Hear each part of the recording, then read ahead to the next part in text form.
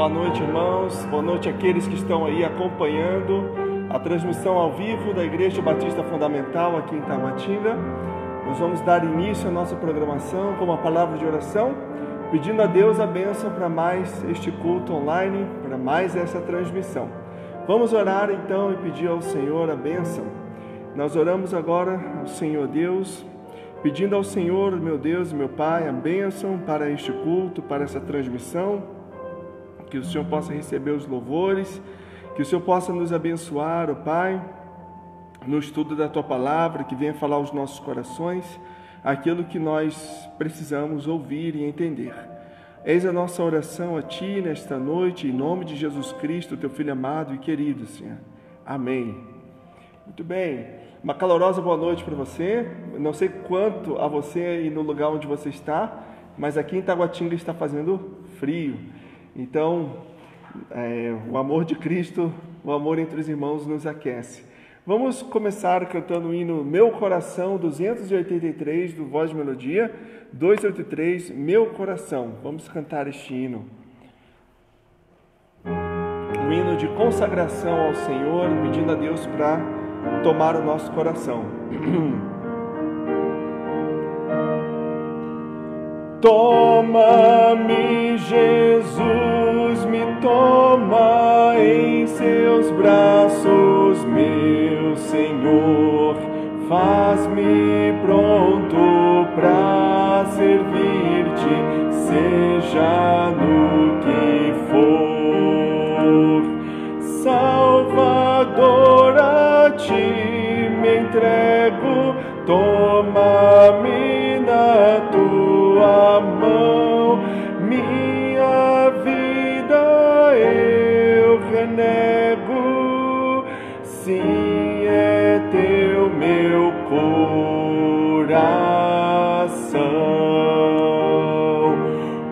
Usa-me, Jesus, me usa pra falar do teu amor, conduzir o teu Espírito ao mais ao Senhor.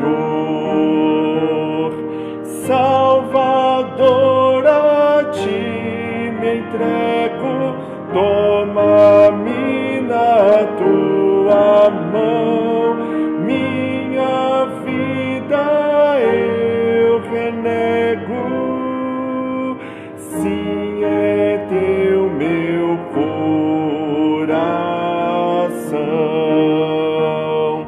Manda-me, Jesus, me manda, onde queres eu irei, mostra-me tua vontade, obedecerei.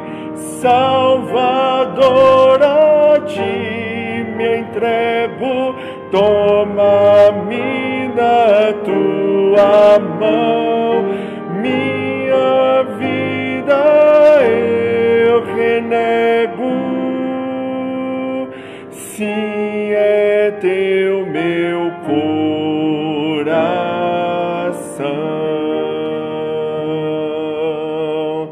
Amém. Agora o hino Mais Perto Sim, 267, 267, também do Inário Voz de Melodia, Mais Perto Sim. Vamos desprezar o mundo e nos aproximar mais de Deus.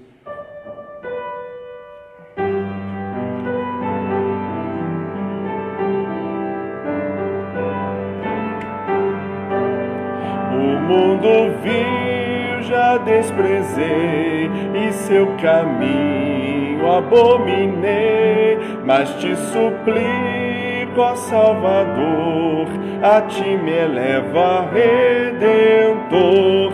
Mais perto sim,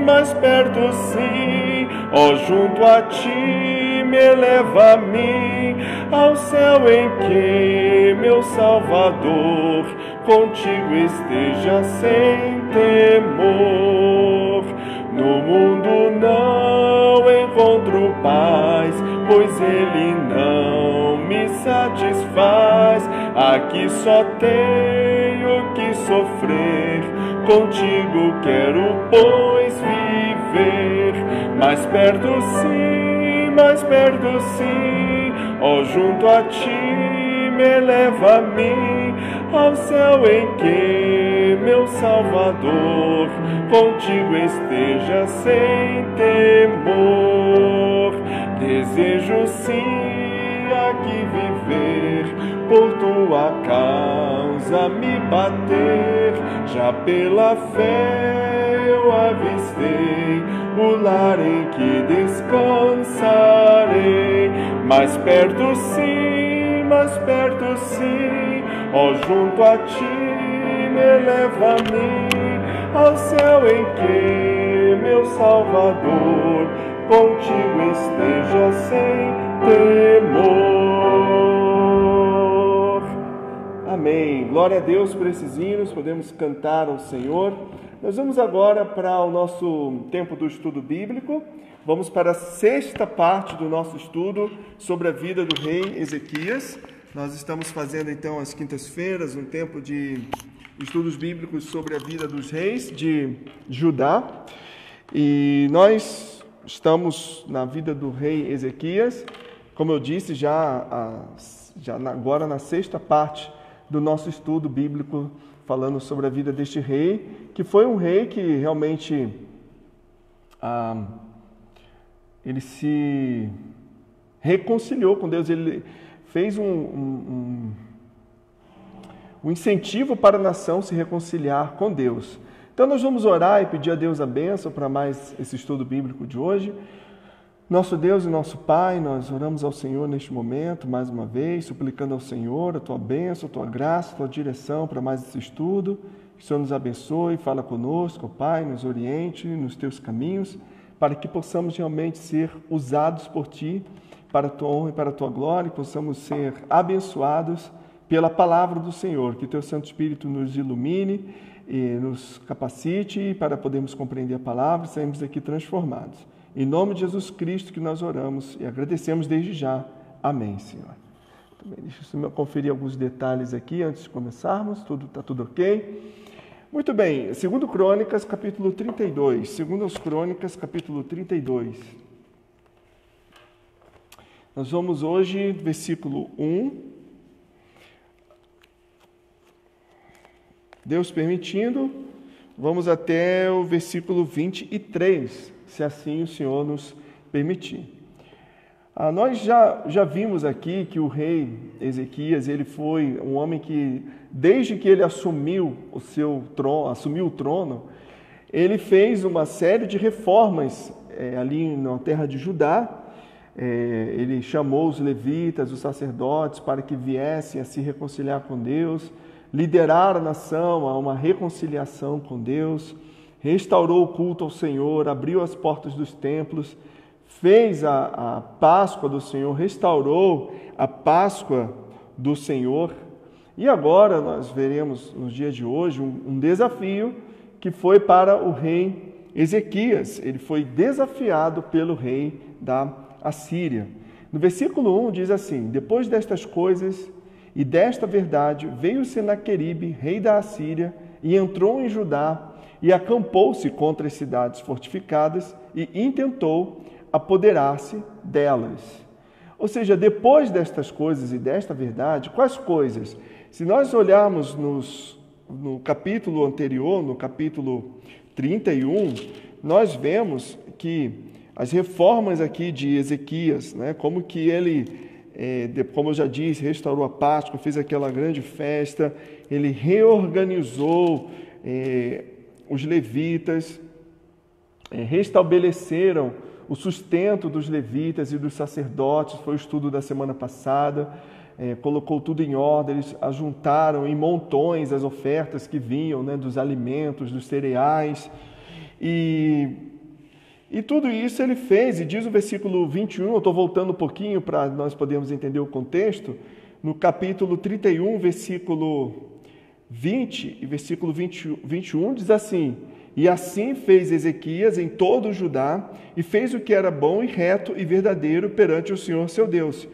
E toda a obra que começou no serviço da casa de Deus, e na lei e nos mandamentos, para buscar a seu Deus, ele a fez de todo o seu coração e prosperou.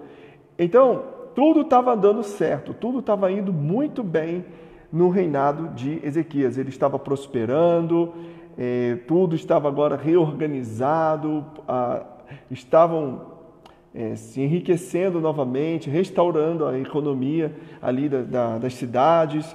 Então Deus estava abençoando o povo. Então, depois destas coisas e desta verdade, diz o versículo 1 do capítulo 32, o que aconteceu? Veio o rei da Senaqueribe, rei da Assíria, e entrou em Judá e acampou-se contra as cidades fortificadas e intentou apoderar-se delas.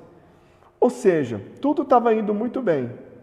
E quando tudo está indo muito bem, quando a obra de Deus está avançando, pode esperar os ataques do diabo.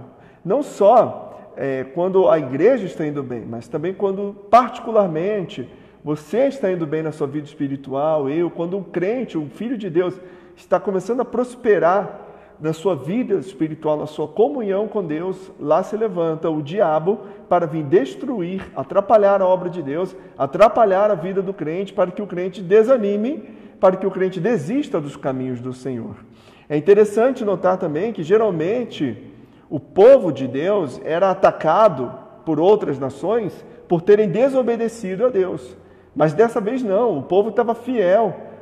O povo tinha se reconciliado com Deus, estava adorando a Deus, quebraram os ídolos, jogaram tudo fora, jogaram no rio para não ter como pegar de volta, né? E depois, então logo depois desse grande avivamento, veio esse grande desafio. Depois que eles conseguiram se livrar, se desfizeram da idolatria, logo vem então que o povo é atacado.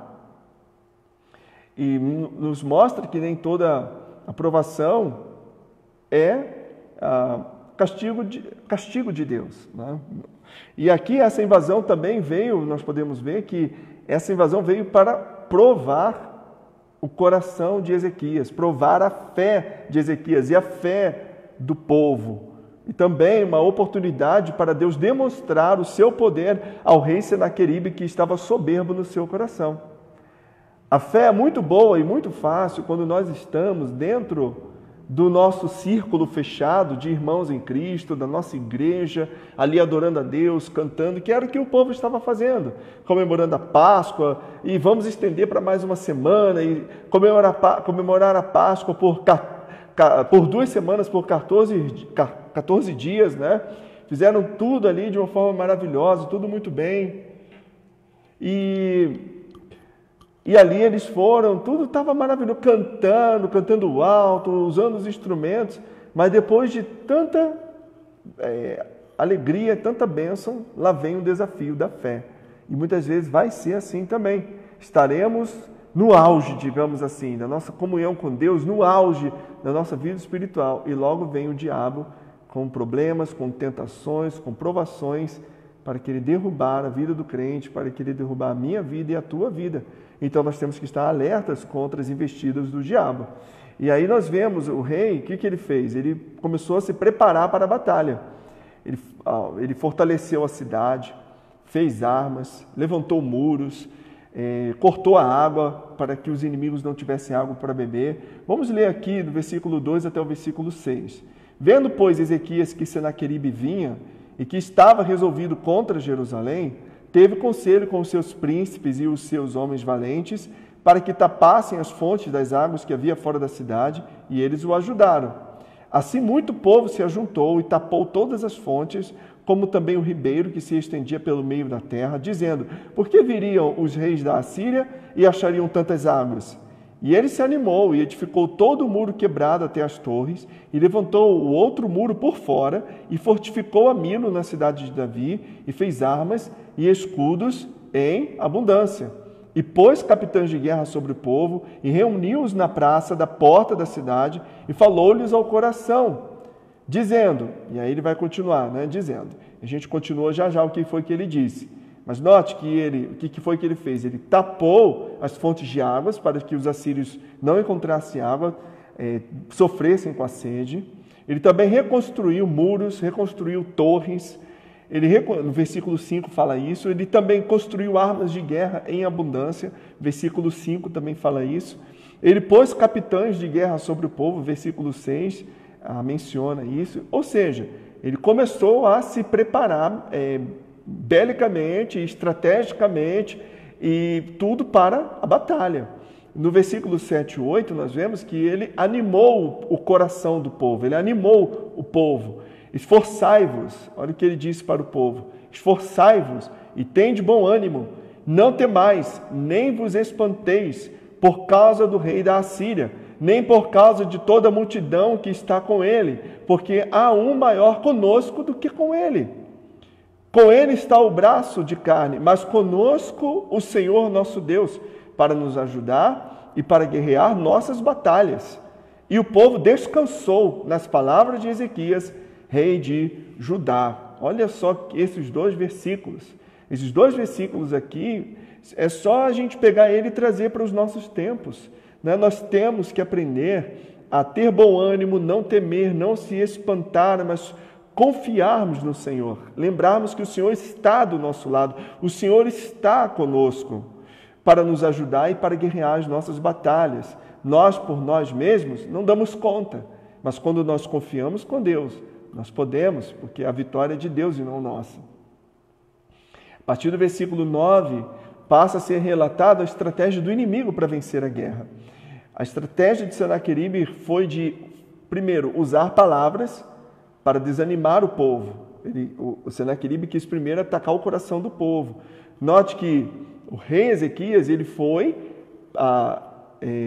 também para o coração do povo, ele veio para poder animar o coração do povo. Senaqueribe veio para desanimar o coração do povo, para desanimar o povo através de palavras. E nós sabemos que palavras, elas podem edificar, como também elas podem destruir.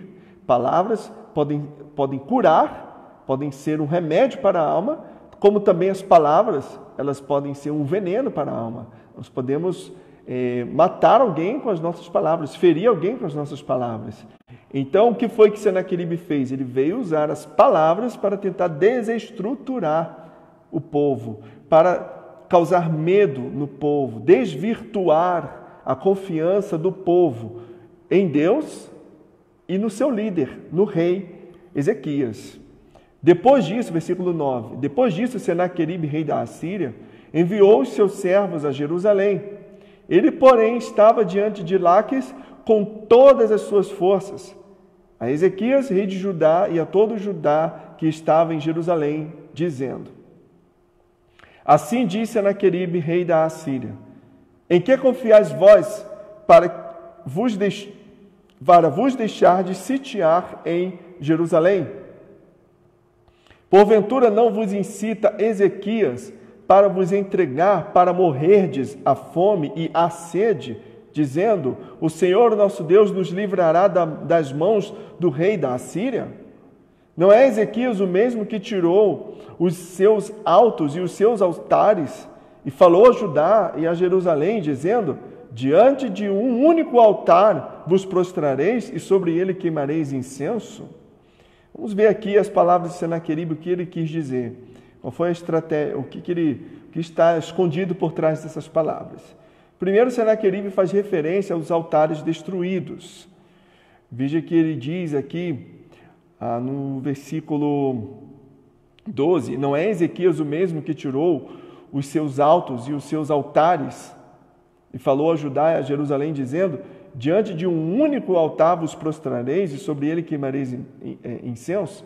O que ele quer dizer com isso? A ideia por trás deste comentário era que a proteção do povo seria proporcional à quantidade de ídolos ou de altares a deuses que o povo tivesse. Ou seja, quanto mais altares, maior proteção. Menos altares, é proporcional, menos proteção. E ele está dizendo o seguinte: olha, o rei fez vocês destruírem todos os seus altares, quebrar todos os seus ídolos, e para vocês se prostrarem apenas diante de um altar só, que é o altar do Senhor, o altar de Deus. O que ele quer dizer com isso? Vocês estão sem defesa. A defesa de vocês é apenas nula, é quase nula. Vocês estão com apenas um altar. Ele diz também, deixa eu me encontrar aqui, ok, isso, ainda no versículo 12, é como se ele estivesse dizendo o seguinte para o povo, é como se o diabo estivesse dizendo para o povo que abandonar os ídolos foi um erro. Olha, vocês foram induzidos ao erro. Ninguém mandou vocês destruírem os ídolos. Ninguém mandou vocês quebrarem os altares. Agora vocês vão perder porque vocês confiaram no rei de vocês. Olha aí o que vai acontecer com vocês. Vão ser destruídos porque vocês só têm um altar como defesa. Né? Então, isso é semelhante à estratégia de Satanás para os nossos dias. De forma semelhante, Satanás investe contra a vida da Igreja de Cristo em nossos dias. Ele tenta desanimar o povo de Deus, lançando dúvidas na mente dos cristãos para que não confiem na palavra de Deus, tenta causar medo no povo e tenta desvirtuar a confiança do povo nos seus líderes espirituais e no seu Deus. Além disso, Satanás tenta fazer o mundo cada vez mais atrativo para os filhos de Deus. Como que dizendo que foi um erro sair do mundo e entrar para os caminhos de Deus, entrar para a igreja. Olha só o que você está perdendo.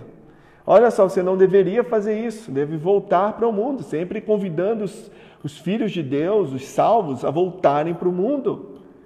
E, infelizmente, muitos não querem voltar para o mundo, muitos querem continuar na igreja e no mundo, e aí traz o mundo para dentro da igreja, traz o mundo para dentro das suas vidas, o que também é pecado. Isso é mundanismo, é errado. Não se pode servir a dois senhores. Ou é o mundo ou é Deus, não tem como escolher os dois sistemas. Né? Ou é Deus, a igreja de Cristo, corpo de Cristo, ou é o mundo, que é um sistema organizado contra Deus e contra as coisas de Deus. Então, Satanás ele investe dessa maneira, né? Tentando levar os crentes a não confiarem nos seus pastores, nos seus líderes espirituais, não confiarem na palavra de Deus, tentando fazer um mundo atrativo para os crentes, para que voltem para lá, se arrependam de ter entrado para a igreja, ou de estar servindo a Deus, ou de estar na igreja de Cristo. Nós temos que vigiar e estarmos alertas contra as investidas de Satanás contra nós.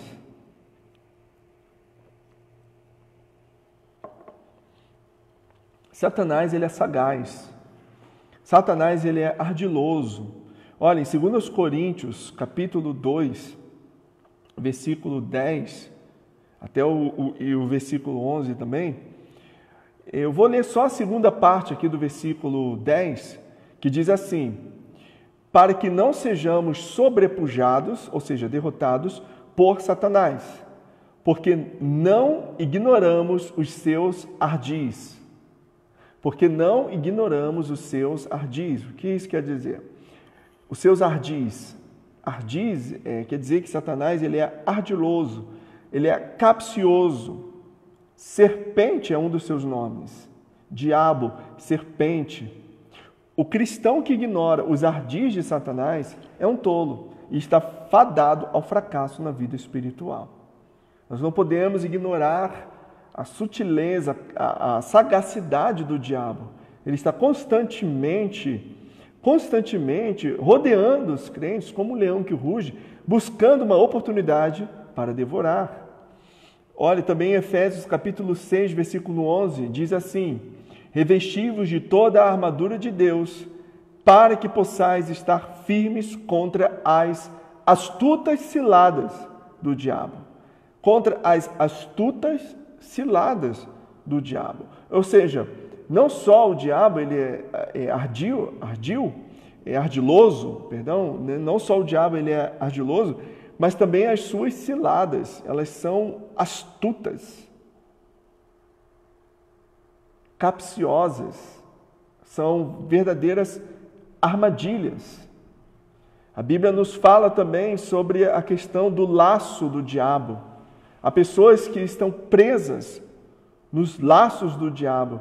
Diz assim em 2 Timóteo 2, 25 e 26, instruindo com mansidão os que resistem, a ver se porventura Deus lhes dará arrependimento para conhecerem a verdade e tornarem a despertar, desprendendo-se dos laços do diabo, em que a vontade dele estão presos. Em que a vontade dele estão presos. Quem está preso nos laços do diabo? Os que resistem. E a ideia de laço, aquela ideia, nós já entendemos aqui que ele é sagaz, capcioso, ele é como uma serpente, como um leão que procura o momento certo para dar o bote. E ele coloca armadilhas, e essas armadilhas, elas laçam as pessoas. E ficar preso em um laço, né, com as mãos, os pés atados, é a ideia que você fica preso de tal maneira que não consegue sair. De tal maneira que parece que quanto mais você tenta sair, pior fica a situação. Então, esse versículo de 2 Timóteo fala da responsabilidade de Timóteo, dos pastores, instruírem com paciência, com mansidão, os que resistem à palavra de Deus, os que resistem à liderança, a ver se porventura Deus lhes dará arrependimento. Ou seja, a maneira de se desprender dos laços do diabo é o arrependimento.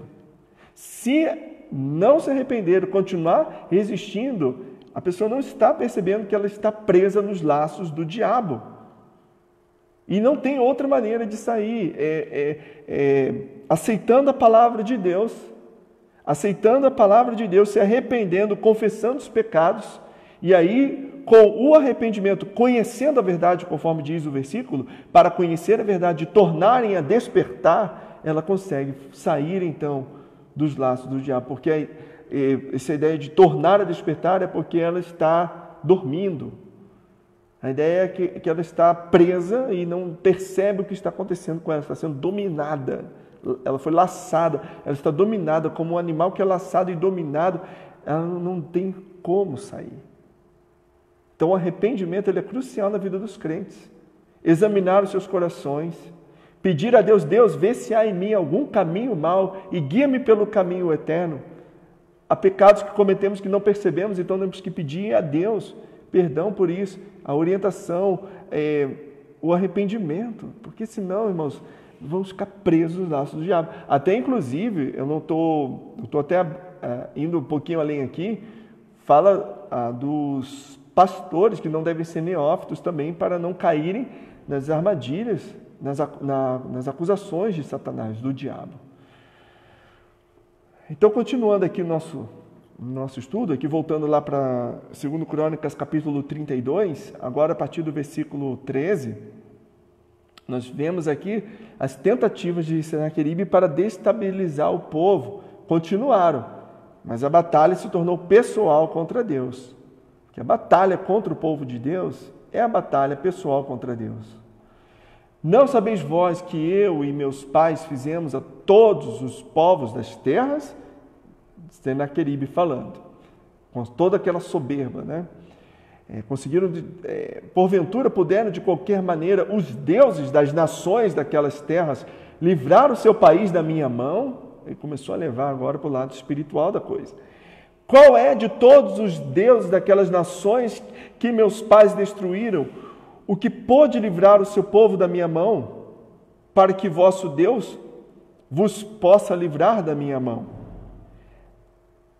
Agora, pois, não vos engane Ezequias, nem vos incite assim, nem lhe deis crédito, porque nenhum Deus de nação alguma, nem de reino algum, pôde livrar o seu povo da minha mão, nem da mão de meus pais, quanto menos vos poderá livrar o vosso Deus da minha mão. Também seus servos falaram ainda mais contra o Senhor Deus e contra Ezequias, o seu servo, versículo 17. Escreveu também cartas para blasfemar do Senhor Deus de Israel e para falar contra ele, dizendo: assim como os deuses das nações das terras não livraram o seu povo da minha mão, assim também o Deus de Ezequias não livrará o seu povo da minha mão. E clamaram em alta voz em judaico contra o povo de Jerusalém, que estava em cima do muro, para os atemorizar e os perturbar, para que tomassem a cidade. E falaram do Deus de Jerusalém, como dos deuses dos povos da terra, obras das mãos dos homens. Ele não realmente não entendia que Deus é o Deus único e verdadeiro, diferente dos outros deuses que ele achava que tinha vencido. Né? Que não há outro Deus, só há um Deus. Só há Deus, o Deus único e verdadeiro, o eu sou. Não há outros. Então, porque ele conseguia vencer as outras nações que não foram protegidos pelos outros deuses, porque não há outros deuses, ele estava se ensoberbecendo, se achando bom demais por causa disso. E assim ele começou a desafiar a Deus. Mas ele não sabia, e Deus ia ensinar uma lição para ele, para mostrar que Deus é Deus, e Deus existe, Deus é fiel, verdadeiro, e protege o seu povo, e ninguém pode contra o Senhor. A partir do versículo 20, então, nós vemos que o rei Ezequias, além de preparar a cidade para a batalha, construir armas de guerra, preparar o coração do povo para confiar em Deus, o rei Ezequias recorreu à oração. Recorreu à oração, versículo 20. Porém, o rei Ezequias e o profeta Isaías, filho de Amós, oraram contra isso e clamaram ao céu. E clamaram ao céu. A vitória do crente está na oração.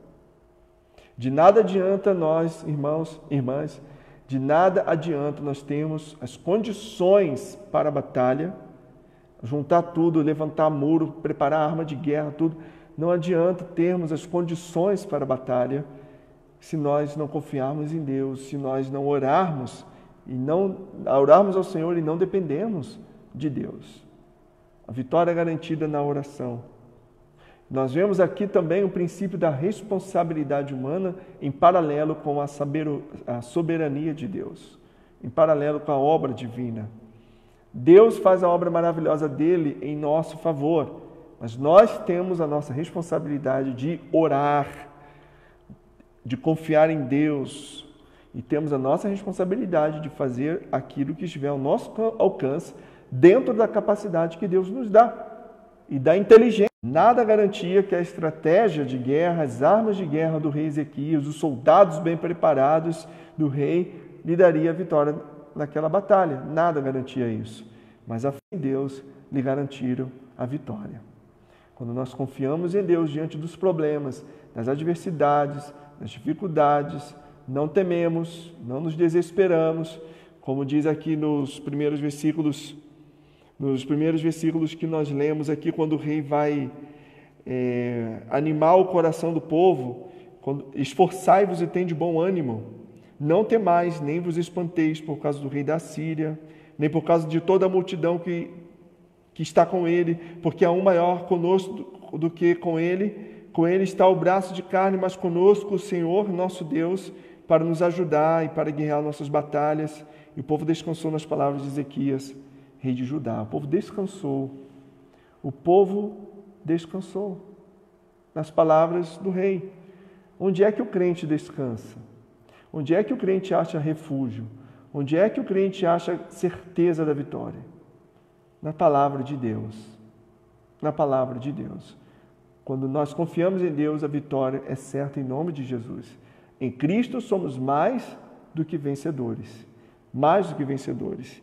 E aí, na continuação da narração, nós vemos que Deus lhes deu a vitória. Versículo 21.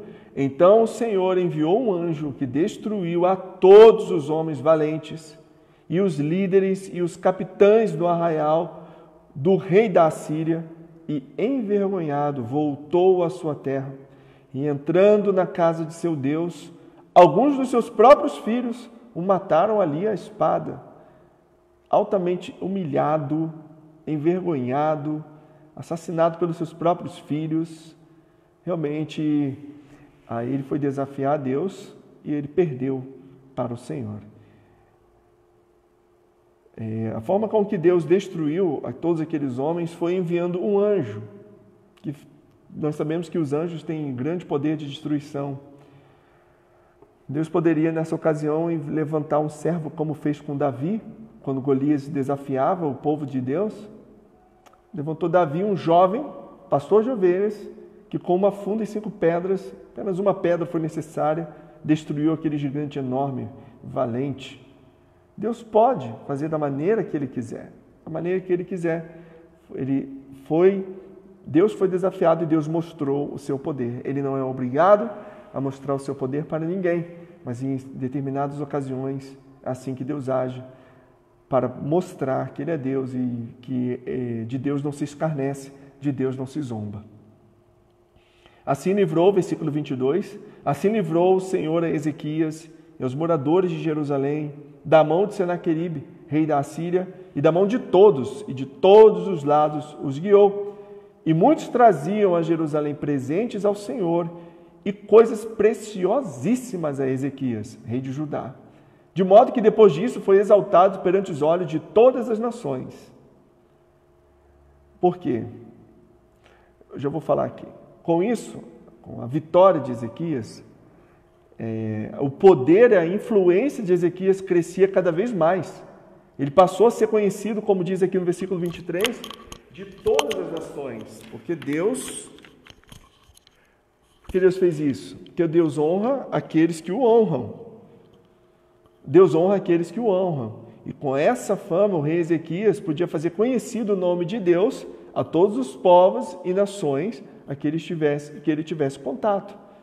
Então, conforme ele ia glorificando a Deus, Deus ia exaltando ele, aumentando o poder, a influência, a riqueza dele, para que ele pudesse glorificar a Deus mais ainda, porque é assim que Deus trabalha. No momento que ele começasse a buscar a glória para si mesmo, Deus ia tirar, ele seria humilhado, né?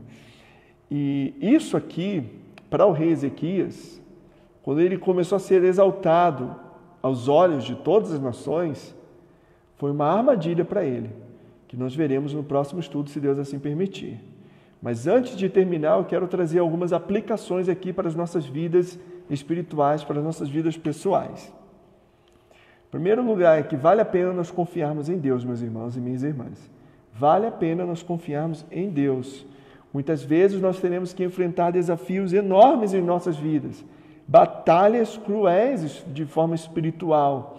Nós teremos que enfrentar batalhas que sabemos que seria impossível vencer sem a ajuda de Deus em oração.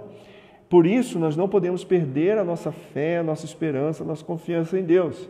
Temos que crer temos que ter a certeza que Deus nos dará a vitória, porque Ele nos dará a vitória. Fazemos tudo o que estiver ao nosso alcance. Essa é uma segunda aplicação. Nós temos que fazer tudo o que estiver ao nosso alcance, que nós podemos, mas vai ter momentos que nós faremos tudo que está ao nosso alcance para vencer, para termos o triunfo, a vitória, e vai chegar um ponto que nós não alcançaremos mais. Então aí nós oramos para que Deus seja gracioso conosco e faça por nós o que nós não podemos fazer. Muitas vezes serão problemas familiares que nós não temos condições de resolver. Através da oração, Deus nos dará a vitória. Algumas vezes serão problemas, talvez com filhos, talvez no emprego, talvez problemas financeiros, enfermidades, dificuldades que virão, que se apresentam, porque o sofrimento faz parte deste mundo e faz parte das nossas vidas, inclusive da vida dos crentes. Conflitos difíceis de se resolver e que só vão poder ser resolvidos com o poder da oração. Por isso, nós não podemos desistir de orar. Temos que ser perseverantes em oração, continuar na oração, orando sem cessar, confiando em Deus, sem ficarmos ansiosos, temerosos, sem desfalecer, mas confiando em Deus, que Deus nos dará a vitória diante das dificuldades e problemas que nós enfrentamos. Quantos estão aí enfrentando agora o desemprego? Quantos estão aí tendo a sua empresa indo à beira da falência ou até mesmo faliu? E como recomeçar do zero? Quantos estão aí tendo dificuldade nas suas igrejas, nos seus ministérios? Missionários que tiveram seus sustentos diminuídos por causa da crise que está assolando o mundo inteiro. Então, o que temos que fazer nos momentos de lutas e dificuldades? Confiar. Nos resta confiar e sermos gratos e louvar e adorar, continuar adorando a Deus. Lembre-se que principalmente quando nós começarmos a nos desenvolver em nossas vidas espirituais, quando a Igreja de Cristo começar a ganhar almas, quando os pecadores começarem a se arrepender, o nome de Deus passar a ser louvado, engrandecido, exaltado, quando o avivamento vier. E quando eu digo exaltado, o nome de Deus sendo exaltado, Eu digo o nome de Deus sendo exaltado não apenas nos cultos, como eu disse no início, porque no culto é fácil louvar a Deus quando nós estamos com os nossos irmãos em Cristo numa área protegida, uma área cercada ali, um tempo específico para aquilo. Mas quando nós começamos a louvar, exaltar, engrandecer o nome de Deus nas nossas vidas particulares, quando cada crente começar a exaltar o nome de Deus no seu dia a dia, se santificando, se purificando, fugindo do pecado, obedecendo a palavra de Deus, confiando na palavra de Deus, dando bom testemunho de Cristo. Lembre-se que logo, quando o crente começar a desenvolver na sua vida espiritual, logo o diabo se levantará com armadilhas, se levantará com palavras de maldição para nos desanimar, para nos fazer desistir dos caminhos do Senhor. Mas fique alerta, fique vigilante, persevere em oração, recorra a Deus em oração, não desista dos caminhos do Senhor, porque é o caminho certo, é o caminho único, verdadeiro, é o caminho certo. Deus nos dará a vitória, Deus te dará a vitória, porque em Cristo somos mais do que vencedores, por meio daquele que nos amou. Então, na próxima semana, se Deus permitir, nós vamos fechar então esse estudo aí do rei Ezequias, vendo aqui os últimos feitos registrados aqui no livro de 2 Crônicas do rei Ezequias. E vamos aqui então orar, agradecer a Deus pelo estudo e depois vamos cantar mais um hino.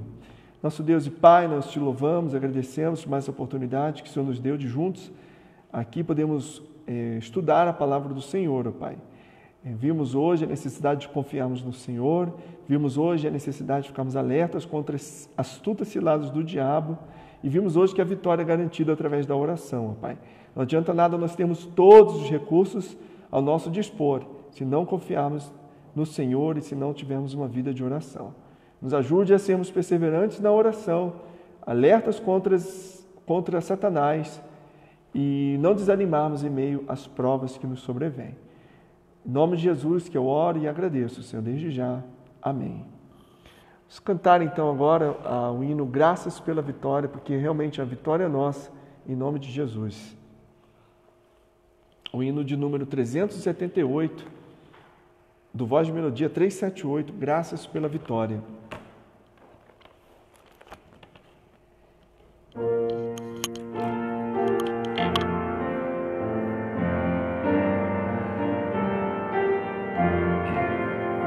No caminhar da vida que Deus mostra a sua mão, guiando sempre a quem pedir, lhe dando direção.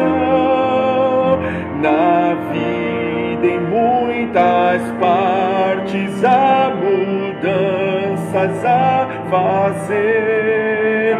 Senhor, me molda pra com Cristo mais me parecer.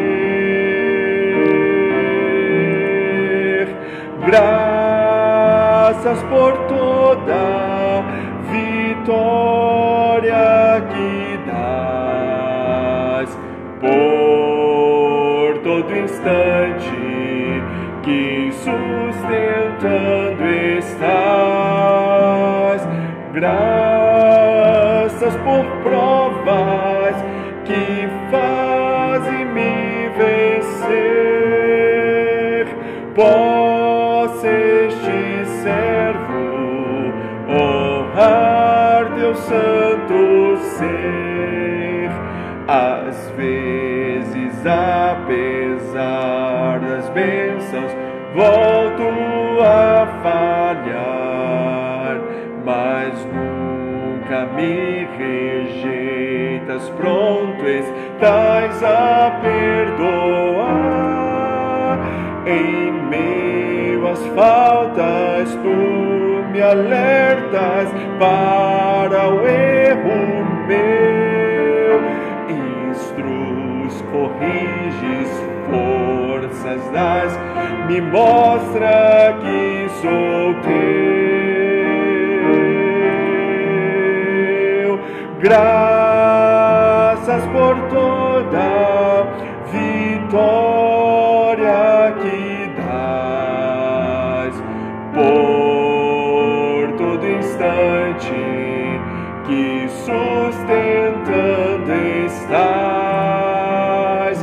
Graças por provas que fazem-me vencer. Possa este servo honrar teu santo ser. E o meu espírito se alegra em Deus, meu Salvador. Lucas 1:47 é o versículo para o mês de agosto, para você decorar com a sua família. Nós vamos encerrando então aqui a nossa transmissão. Deus abençoe a todos que estiveram aí acompanhando, que a palavra do Senhor fique guardada no coração de cada um, para que não venhamos a pecar contra o Senhor. Vamos estar alertas, vigiando, orando, para não pecarmos contra o Senhor. A todos uma boa noite, Deus abençoe, fique com Deus e até a próxima, domingo pela manhã, se Deus assim permitir, a partir das 9:30 da manhã. Até mais, irmãos. Fique com Deus.